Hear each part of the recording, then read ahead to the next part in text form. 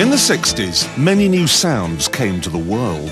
There was the wail of the protest song. John is in the basement mixing up the medicine. I'm on the pavement thinking about the government. The beep from an orbiting satellite. The whoomp of a Huey helicopter. And best of all, this.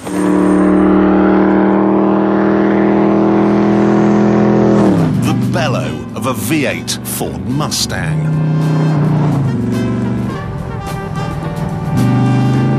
Some of you have seen the film Bullet with the epic car chase around San Francisco. It's probably the best car chase in any film. What made it stand out for me is that unlike any other car chase, there was no music to enhance the action. Apparently, the director heard the noise that these engines make and thought, that'll do.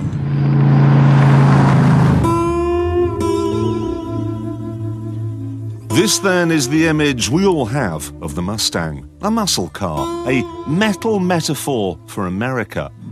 Unbridled power with a dodgy sense of geography.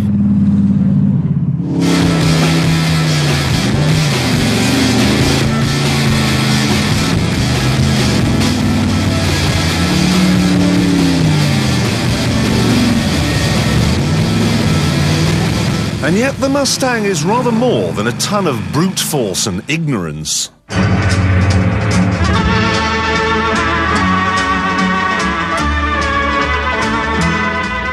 In the 1950s, cars were for your dad. Didn't matter whether they were large, small, sporty, cheap, green, whatever. They were designed by someone else's father for your father. Ford, however, had noticed something strange. In 1957, they'd seen a new word appear in the dictionary for the very first time. Teenager. In 1960, they saw the pill come along, and in 1961, they saw a spring chicken get voted into the White House. In essence, Ford saw the baby boom coming.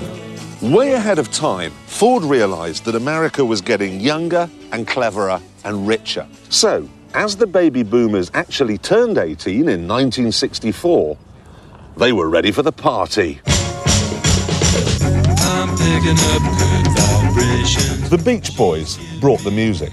The Mexicans brought the smoking materials.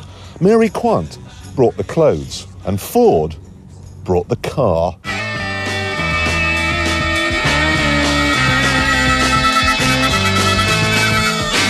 This was the genesis of modern car design. Yes, it was for your father, but with its 4 seats, it was also for your mother. And with a price tag of just $2,300, it was for your sister too. There was even a version for your delinquent drag racing brother.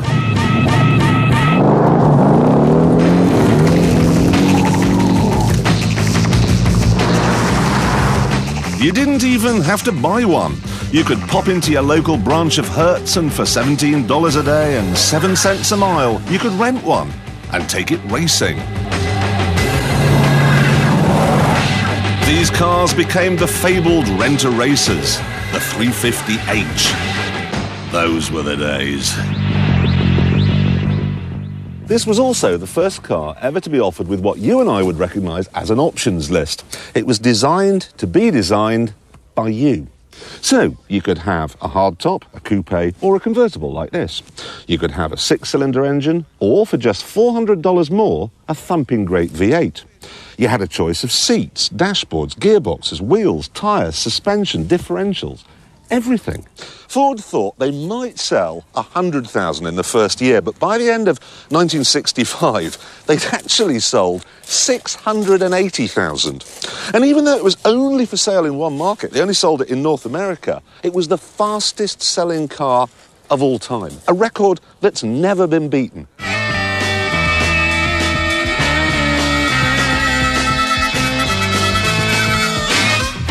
It was featured on the cover of Time and Newsweek. There were riots outside dealerships as people clamoured to get one. No car before or since has ever created such a stir. Over the years, Ford has built a reputation for making supercars with supermarket price tags. And the foundation for that reputation is the Mustang. It has such an enduring appeal that it lives on even today among the Evos and the VTECs in the trick, electronic world of the PlayStation garage. So, greatest car ever? Well, it changed the world, mobilised a generation, redirected the way we thought about cars, and sounded like God shouting. So I should say so, yeah.